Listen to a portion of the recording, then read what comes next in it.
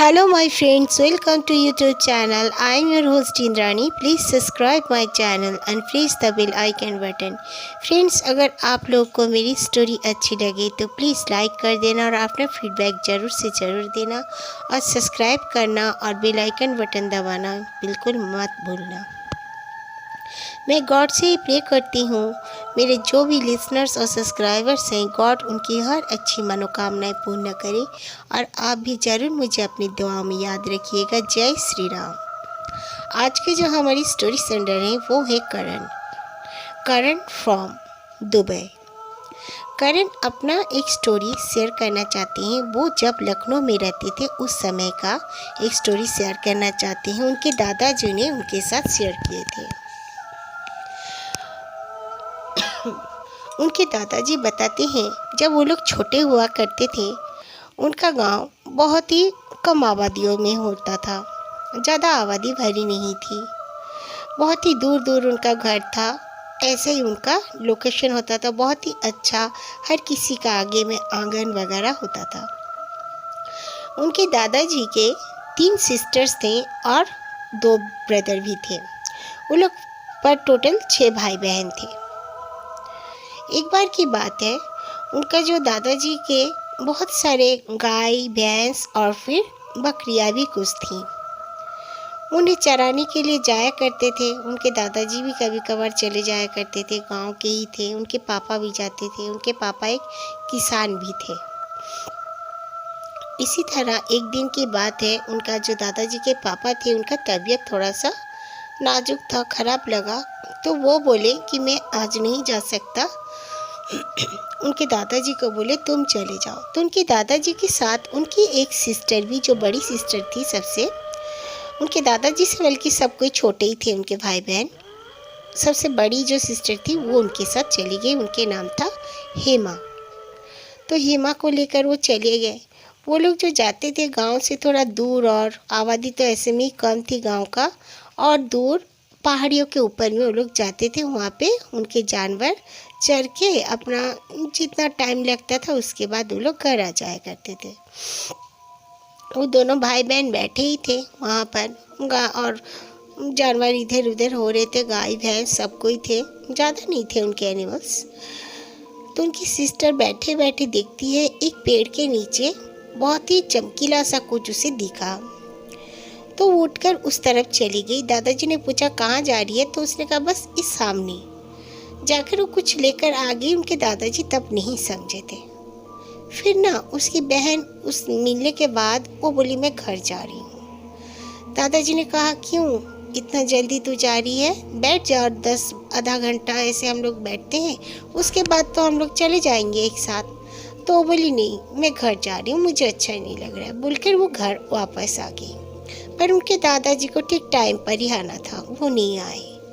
वो घर जब आ गई, उनके पेरेंट्स ने कहा तुम क्यों चली आई भाई को छोड़कर। तो वो इधर उधर का बात करने लगी, मुझे अच्छा नहीं लग रहा था ऐसे वैसे। तो उसकी मम्मी बोली क्यों, एक दिन की तो बात थी, तुम तो जाना चाहती हो, अपनी मर्जी से गई, फिर भाई को क्यों छोड़ के आ गई।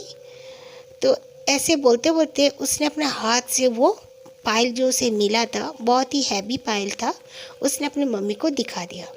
उसकी मम्मी ने हाथ में लेकर देखा, कहा कि इतनी भारी पायल, ये तो सोने का लग रहा है। फिर उसके जो पापा थे उन्होंने भी देखा।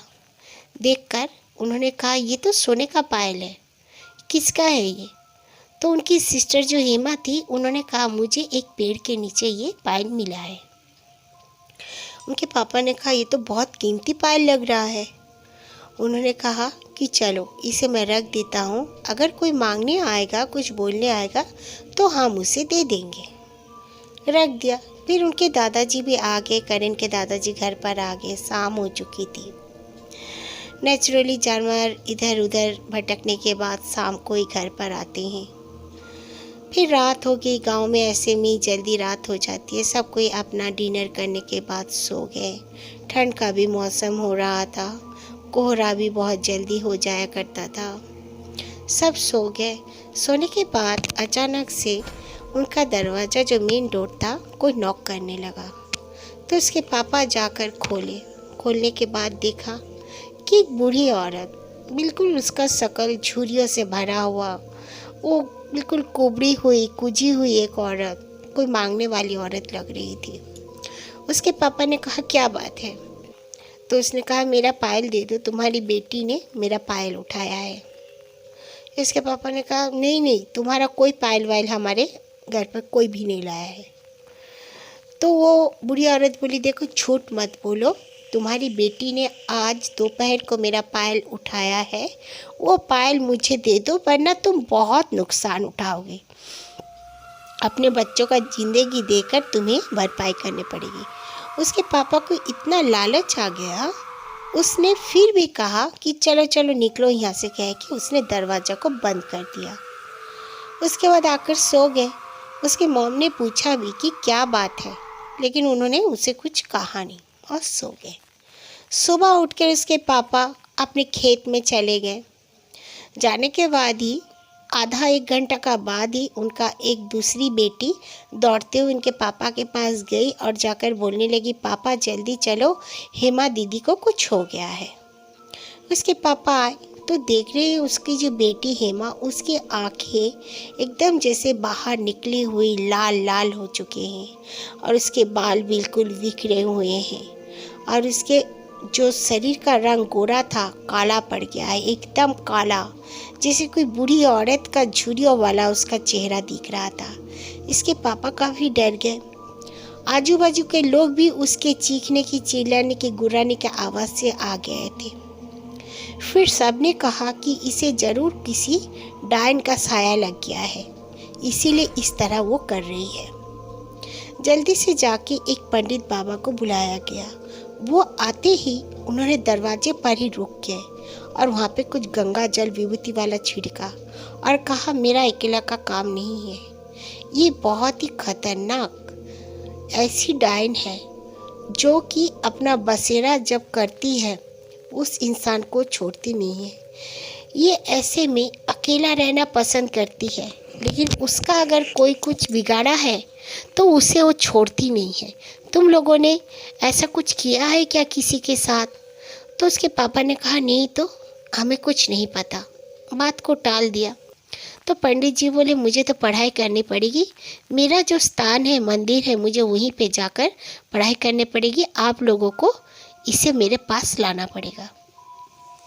तो उन्होंने कहा ठीक है देखते हैं। जब वो लोग सुबह उसे ले जाने के लिए कहा कि बांध कर लेकर आना, वरना तुम लोग इसे नहीं ले आ पाओगे। तो फिर रात होगी। रात होने के बाद सब कोई सो गए। उसे बिल्कुल बांध कर एक कमरे में बंद कर दिया गया था हिमा को। उसकी मम्मी को जैसे अपने एक छोटे बेटे का रोने का आवाज़ आने लगा, बहुत ज़ोर ज़ोर से रो रहा था। उसकी मम्मी इधर उधर कमरे में देखी पर वो बेटा उन्हें मिल नहीं रहा था। दोनों छोटे छोटे बेटे उनके पास ही सोए हुए थे।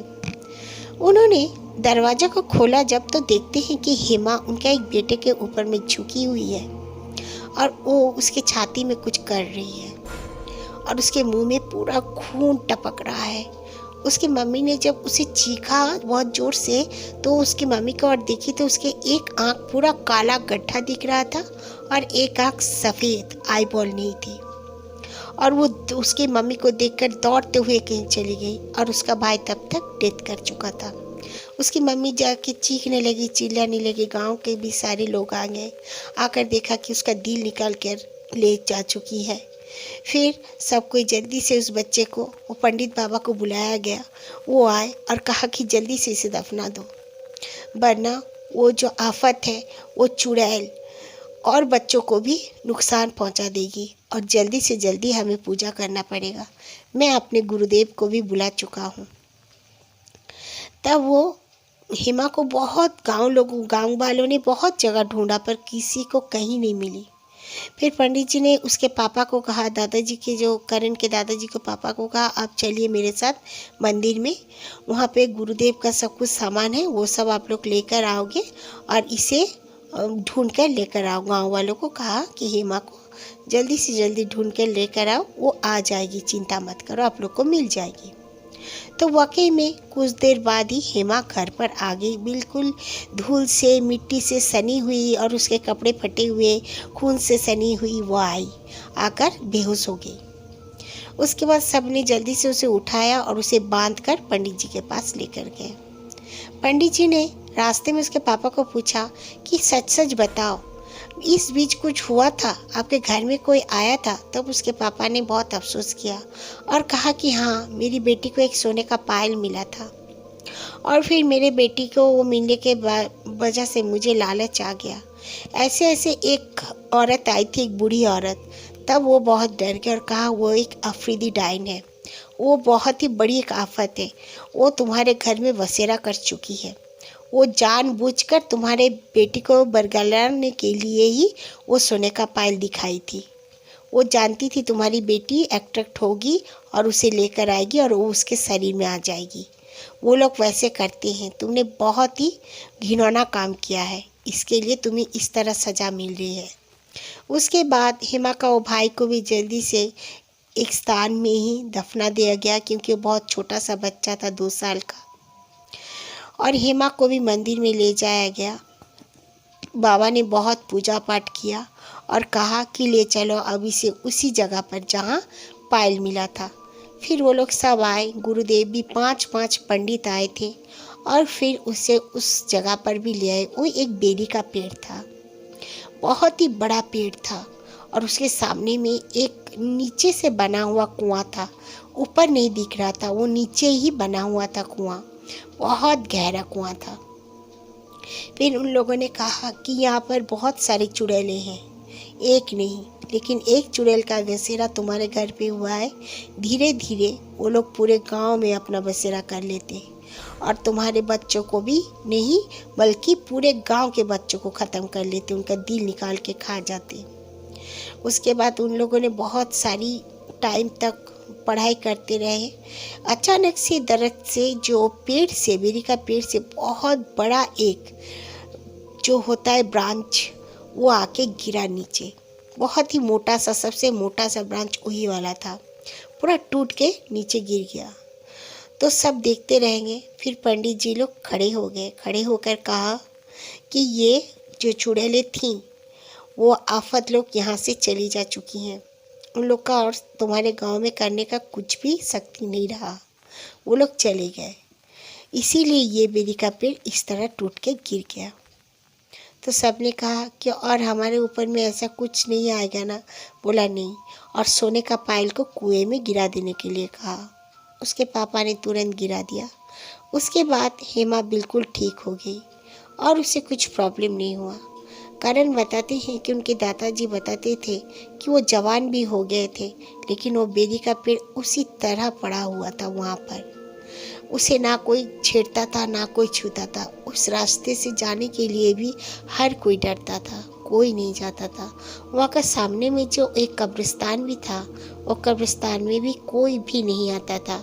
और उसके सामने में बैक साइड में भी एक कब्रिस्तान था और स्मशान घाट था, वो सब अबंडन कर दिए थे। गांव के लोग वहाँ पर जाने से तो डरते ही थे, वहाँ का नाम लेने से तक डरते थे। उसके बाद गवर्नमेंट जब दिन पार होता गया, उसके बाद वहाँ पर आबादी बढ़ती गई, फिर वहाँ पर कुछ नहीं मिला। लेकिन अभी भी कहते हैं कि जो वो डाल गिरा हुआ था, जो पेड़ टूटकर, उस पेड़ को कोई नहीं छूता, कोई नहीं छेड़ता। गांव का हर बूढ़े व्यक्ति आके खड़े हो जाते और कहते हैं इसे मत छेड़ना, कभी कुछ भी नहीं होता। इतना बारिश, इतना कुछ तूफान में भी वो वैसा ही पड़ा हुआ है। Okay, thank you friends.